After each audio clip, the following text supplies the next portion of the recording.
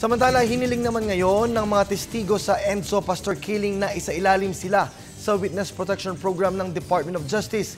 Ang detalye, alamin naman natin mula sa aming kasamang si Joseph Parafina, live via phone patch. Joseph, magandang hapon sa iyo.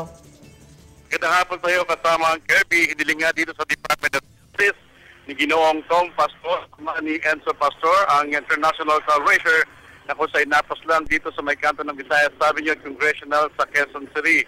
Sa pagpunta nito kay DOJ Secretary Leila de Lima, ayon sa pamilya ng mga pastor, kinakailangan sana kung pwede mapailalim sa tinatawag na Witness Protection Program ang mga testigong nagdidiin sa mga suspect na sina P.O. Tuay Angel de Guzman at ang asawa ni pastor na si Dalia.